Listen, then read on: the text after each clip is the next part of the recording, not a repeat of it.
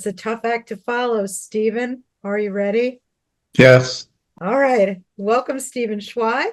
Stephen is a Houston poet with Wisconsin roots. He's been published in Wax Poetry and Art, Beneath the Rainbow, Hidden Constellation, Orfsky Press, and the New Reader magazine. Stephen is a gay man with 3 grown children and 4 wonderful grandchildren who worked in information technology most of his life and can be a mass of contradictions as a human. Poetry helps Stephen sort all of this out. And you can find Stephen at Stephen with a PH, SCHWEI, SCHWEI.com. Welcome, Stephen. Thank you. And I want to thank Robert for alerting me to this publishing opportunity. This is a good group of writers and artists. I'm going to share my screen because I think that's the easiest way to appreciate this poem. Ocean roll. Snap. Your hair wisps in front of thin white clouds, driftwood fire keeping you warm, unzipped sweatshirt. You laugh. Sand blows, waves roll, little boy behind you, sun in your eyes, you lean back, arm waving, shot. Thank you. Thank you, Stephen. That's a lovely poem, and it's great for this time of the year, too. I appreciate it very much. All right, our next reader is Hildie. Hildie Block is one of those writer-teacher types whose day doesn't start until after 1 cup of coffee. Girl, the coffee people can sit with me. She lives in Virginia with her family and her axolotl named, can you help me? Sure, Heapy. Zippy. We call him Zippy, but it's supposed to be pronounced Heapy. Heapy. After publishing over 50 short stories, she's been told to stop counting. No! When she's not writing, she's teaching, and she leads workshops at writer.org and callmanapp.com. Welcome, Hildie. Thank you. Thank you. I'm really happy to be here. Thank you for having this event. And it's been so cool to hear everybody reading in real space and seeing some of the art. I'm reading my story today, Ruined. It's was not written expressly for Instant, but it was Instant Noodles / Instant.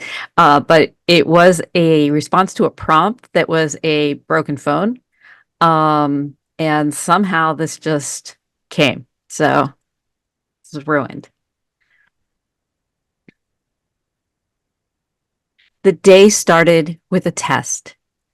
1 line, not 2. But just as I'm throwing the stick in the trash, a 2nd line. Faint, undeniable. Finally, yay. And also, I should wait to say. Think it through, decide what I want, go to the doctor, then tell the partner, go to work, then call the doctor, wait, because there is such a thing as possession by a demon. A voice yelled down to the partner, "There's a 2nd line." And a similarly uncanny voice echoed up from the kitchen, "No, there's not." I ran downstairs to embrace, to become a family. But partner was swigging coffee. Ew, the smell. Wait, I love coffee. What's going? I looked, babe. There was no line. Brown eyes echoed the concerned voice. I know, but then there was a line. There was.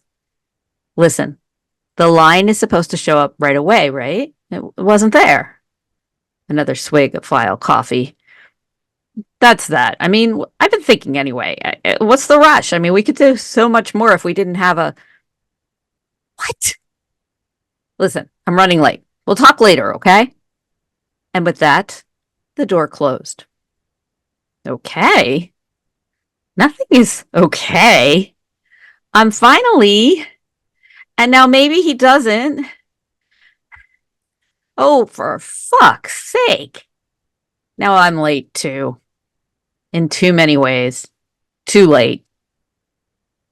I'm in time to be late for this first meeting. Everyone is drinking foul coffee. Then Supervisor Sandy pulls me off the cursed project. But it's okay. I have secrets. This project is going to ruin everyone on it, and I'm pregnant. Back at my desk, I start to call the doctor, but I grab the phone and I run down to the street because that's more private than my desk. Yeah, so I took a pregnancy test and... Hold, please. Insert crackly classical music. The doctor is out doing an emergency C-section. Right now? Someone's having a baby right now. But she wants you to come in and get blood work today. The post-it note on my desk says, emergency. Don't judge. Only 3 blocks down the brick sidewalk to the doctor's office, where they draw my blood. Back at my desk, a post-it note inviting me to Sandy's office, where I'm told I'm now the leader of the doomed project. Whatever. I'm pregnant. I'm going to be a mom. I want to tell everyone, but you are supposed to wait. I'm not going to tell anyone. I'm calling my mom when the ringtone announces, doctor's office calling. I ask them to hold on and race back down to the very private, busy street. Okay, I'm here. So we got your blood work back and test. You're what we call a little pregnant. I knew it. What that means is that you're about to miscarry at any moment. I push N and hurl my phone down onto the sidewalk. Through the broken screen, all I can see now is no signal. Thank you. Again, wonderful and wonderfully performed, and it makes a great difference, doesn't it? It's fantastic. Our next reader is Anthony Doyle. Anthony Doyle was born and raised in Wicklow Town, Ireland. In 1999, he moved to Sao Paulo, Brazil, where he's married to a wonderful woman, as I understand it, and works as a translator of fiction, nonfiction, poetry, and screenplays from Portuguese to English. Doyle is a member of Old Scratch Press, the short form collective, writes fiction for adults, teens, and children. His first novel, Hibernaculum, is a stunner. If you haven't read it yet, I highly recommend that you do. A futurist exploration of human hibernation technologies, and it was published last summer. He's coming up on his year anniversary. Anthony is also the author of children's books, Olago Siku, did I say that correctly? The Lake Ran Dry, and the forthcoming Book of Unusual Mermaids, which he also illustrated. So Anthony is a fantastic author, and I'm going to shut up and let you take over. Thanks, Diane. Thank you, and hello to everybody. Lovely to see some of the faces, the names of the texts. I'm going to read a small poem that I wrote specifically for Instant. It's not something I usually do, and it was interesting to try. So it's called Short Spaces of Time. Just add water, then click to send. It's there before you can even regret it. Blink and it's ready. Your microwavable emoticon lunch. Piping hot, with an antacid chaser for instant relief. We all want higher wisdom. Surprise the third eye open with a cosmic crowbar. Just mix the capivine stems and chacrona leaves and drink. Drink and watch the gods float on lily pads. Drink and prowl with the spirits in the mana wet jungle. Or stick to those short haul highs, it's your nose. I made a lifelong commitment to the drive-through clerks. I pledged my fickle allegiance to the party. I said I do. You may now vote for the bride, they said. There were celebrations, soon forgotten. Ah, Cora, Cora, instant karma. It was love at first sight, see, but in a hall of mirrors. She arrived all 15 reflections at once, and flicked from one to the other in a glitch. How do you track such changes over time?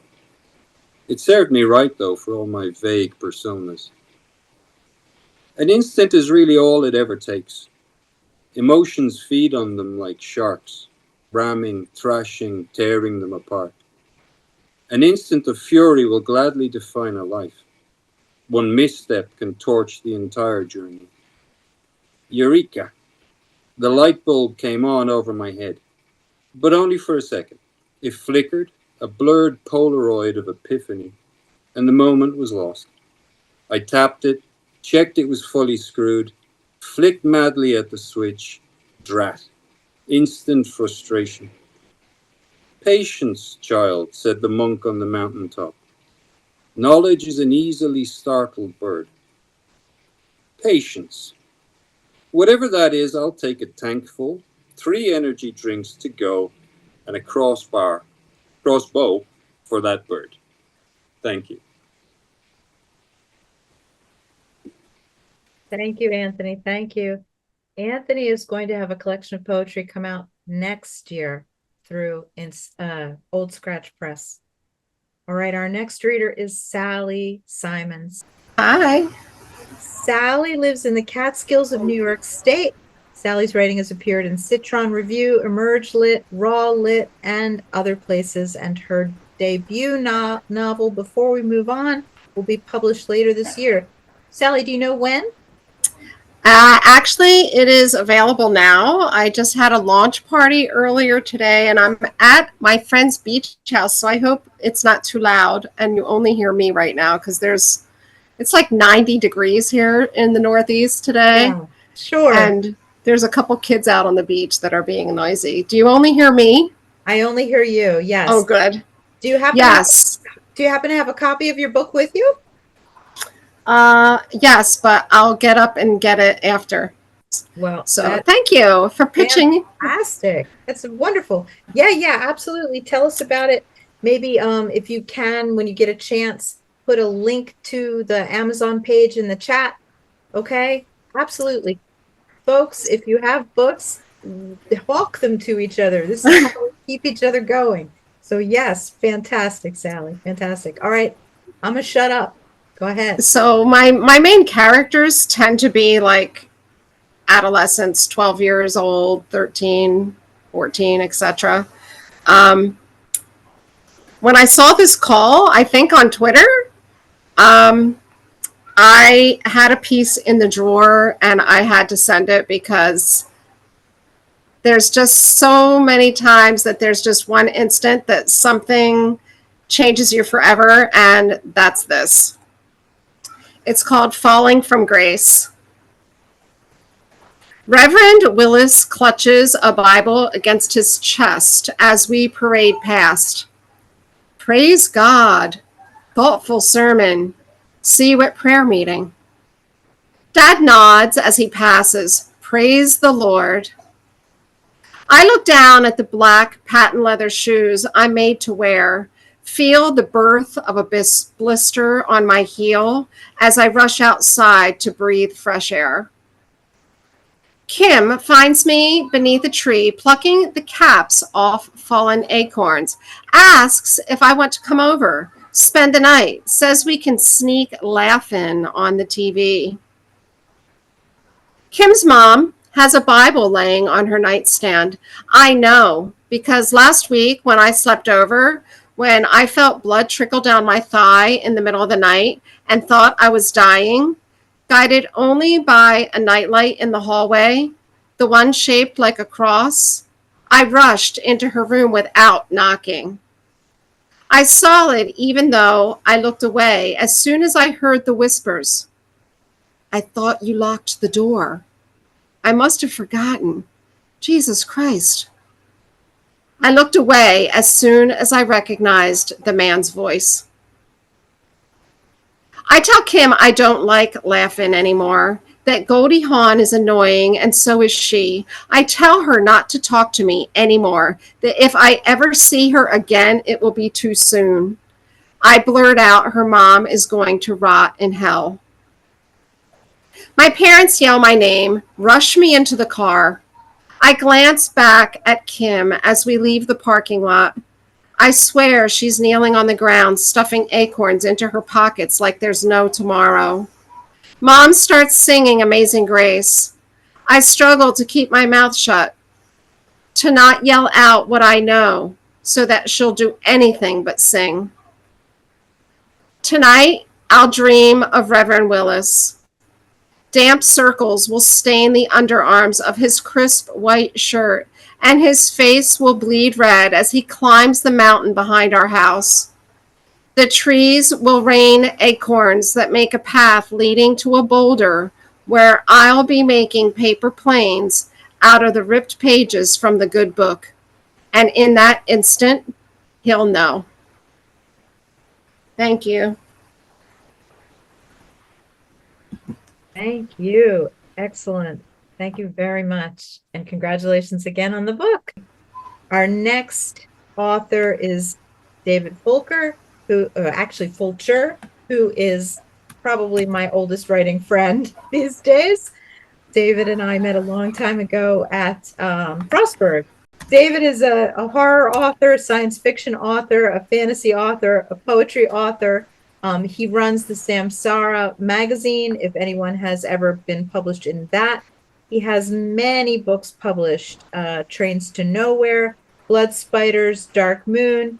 He also has The Pumpkin King that came out last year through us, and he has another one coming out this year, Asteroid 6. It's going to be coming out in the fall. So it's The Pumpkin King and Other Tales of Terror. So David and I have known each other a long time, and he's a great person. So David, I'm going to shut up now. Go ahead and read. I appreciate it. Diane and David of Current Words are fantastic publishers if you get to interact with them. So props to you as well. So this story was purposely written for the theme of Instant for this issue. The writing challenge I experienced with this really was trimming it down to the flash fiction limit of 500 words. It originally was about 1,200, and I had to do quite a rewrite to get it down to this limit. I hope it all still holds together. So without further ado, let me get to the story. It is entitled Long Beautiful Legs, spelled DANGER, by our David Fulcher. It happened in an instant. A swat of a broom against the ceiling, and the daddy long legs and its delicate designs in silk were swept from my kitchen corner. No spider was going to ruin my Saturday while I was having my coffee. Besides, today was football day, and I was running late. The crowd was boisterous and lively when I arrived at the pub before the match. That was when she arrived as well. A real Irish rose, as they say. Fiery red hair, mischievous green eyes, freckles, and full red lips. So, are you going to buy me a drink or what? She asked. Absolutely. I suspect a fine lady such as yourself prefers one of those Cosmotini things. Actually, I'd prefer a pint of bitter, she replied. Scotty, 2 pints of bitter for me and the lady, I said. So do you come here often? I immediately regretted relying on this ancient pickup line. She spun her bar stool towards me and then crossed her legs. Supple and smooth and impossibly long. The legs themselves seemed to be longer than 6 feet, which of course was impossible as she herself could not have been more than 5'5". Don't worry, she said. I know about men and their sports. When the match is over, would you be interested in some one-on-one sports? Please stop by. She kissed my ear after speaking before placing a business card on the counter. The business card read Scarlet Web with a street address. Eventually, the match ended, and our lads lost by 2-1. It was time to leave. Scarlett's address was 1 Willow Lane. I had heard of the street before, and never in good terms. When I finally reached the warped front door of the old house and knocked, the door swung inward, creaking on old hinges. Up here, love, she said. The house was musty and dark, the only light coming from a single candle. I made my way upstairs. The loft shared the same musty smell as the rest of the old house. There was a four-poster bed in the middle of the loft. Crimson red, long scarves hung down from each bedpost. Scarlet was in the bed, wearing a black negligee. Please come to bed, love, she insisted. I slid into bed next to her and moved in for a kiss. Just one thing, love. Did you hesitate, even for one instant, before killing that innocent spider this morning? Suddenly, the scarves on the bed sprang to life, pulling around my wrist and ankles and lifting my body so it hung suspended above the bed. Bloody hell, I said. Scarlet was oblivious to my complaints. Her slender jaw elongated and split into two mandibles. 6 blistering eyes rode out of her forehead. 6 legs sprouted out of her spine, making a horrible cracking sound as they grew from her back. I felt the saliva-slick, razor-sharp mandibles encircling my throat. Fortunately, it only lasted for an instant. Thanks, everyone. Devious little story there. I'm being perspective. I can't help it. Yeah, no, that's a good one. I love it. No, thanks so much. Very welcome. Thank you. All right, our next reader is Margaret STETZ. Devious little story there. I'm being perspective. I can't help it. Yeah, no, that's a good one. I love it. No, thanks so much. Very welcome. Thank you. All right, our next reader is Margaret STETZ. Margaret is the May and Robert Carter Professor of Women's Studies at the University of Delaware and a widely published poet. Although she is the author of several scholarly books and more than 130 critical essays, which I know she is if she works at a university, she never considered herself a real author until she returned to her first love, creative writing, in her second act, which is what we're all about here. We love the second act. All right, Margaret, welcome and thank you. Thank you very much. With July 4th approaching, this is, I hope, an appropriate poem. It looks back to an earlier time when children were allowed to play with fireworks. It's titled Sparklers. Sparklers. Starlight, suspended on sticks that we clutched in the dark. Danger and wonder so near, like the moment when Tinkerbell flashes across Wendy's bed. We never believed in the words we were forced to recite about Father in heaven, but all could believe in this miracle. Backyards in suburbs burst into light. Our Promethean fathers stole fire to thrust into small sweating hands. Now, dispersed and houseless, wandering for so many years, we continue to search for a wand that can threaten and dazzle, for a poem that flares from a pen that will suddenly flame. Thank you. That's lovely. And I love the image of the sparkler. And I loved the sparklers when I was a kid. It was awesome. Thank you very much, Margaret. All right. Our next reader is not a reader at all. Photographer, Alan BERN. Alan was born in Berkeley, California, and has lived there most of his life. He attended an Italian high school in the 1960s in Napoli, where he lived with his family. That was a vitally important year in his life, a year when he first uncovered himself, and fell in love with Napoli. Exploring his dreams of returning to Italia again and yet again, and suggestions of why he wants to return, why he must return to Italia in poems, in translations, and in stories, all accompanied by photos. Alan is a member of Old Scratch Press and has a collection coming out later this year. And he also has a collection that came out last year called In the Pace of the Path. Welcome, Alan. Thank you. Thank you, Diane. It's wonderful to work with Diane and David if you had the chance to do that. And it's great to be a member of the Old Scratch Press camaraderie. So I do photo images with words. I do them every day. And I'll just read this to you. It's like a very short poem. Without reflection. So almost every day I walk around the block, and here on Mariposa Street are 2 stands of sycamores, one on each side, including this tree at the back of this image that holds such a surprise. A mirror that's actually not a mirror, but a framed glass that manages to reflect my walking partner as a tree creature and the house behind. And then there are the lovely plastic hands below, perhaps part of a costume.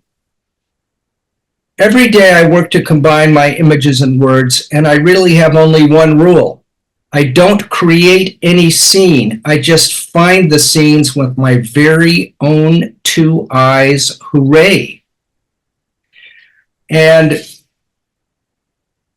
I'll tell you one or 2 words about my book that just came out called In the Pace of the Path. It is a hybrid fictionalized memoir. So it's poetry, prose, stories, and photos that all merge together into a world about where I live, which is Berkeley, California, and my life as a public librarian in Berkeley.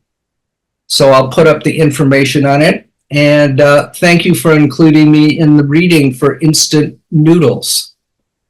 Thank you, Alan. I love it. Very interesting, right? I think I'm always trying to get my daughter, who's 15, away from her screen to look, because you don't know what's out there unless you look for it. That's right. I love it. It's found poetry. It's fantastic. Thank you.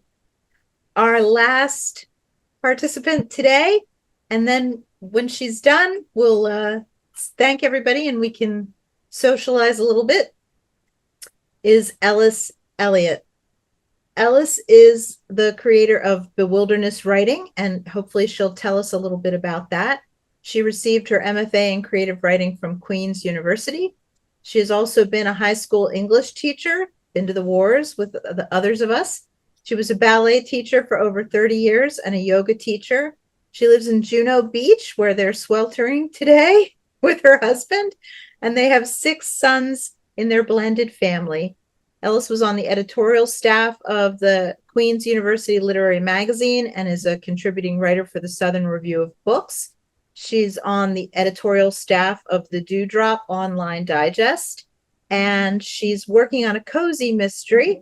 She also is part of Old Scratch Press, and her first collection was the first collection that Old Scratch Press published, called Break in the Field, and she is also coming up on her book-iversary.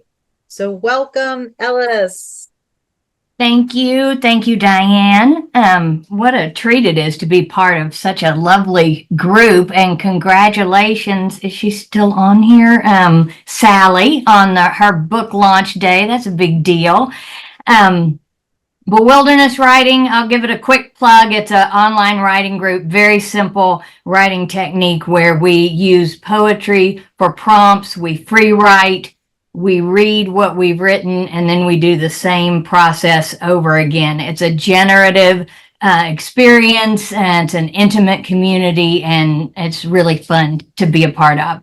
So this poem is called Dear Used Bookseller on Dixon Street, and I wrote it soon after my dad died, about 15 years ago, and it sort of deals with that yearning that is a part of grief for any kind of connection, and how you never know when it's going to happen. It floods you. I found my father's book on your shelf today. Surprised, since I was not looking for it, I let it fall open. I hoped for a sentence to italicize itself for me. I am still grieving him and hopeful a message might present itself. His dry prose holds no such thing. I smile and close the book to my believing. As I lift it back to its empty space of shelf, I see his face, glossy on the book jacket. He has a grin and a lit Kent regular, as always. Dear bookseller, I can smell it. Thank you.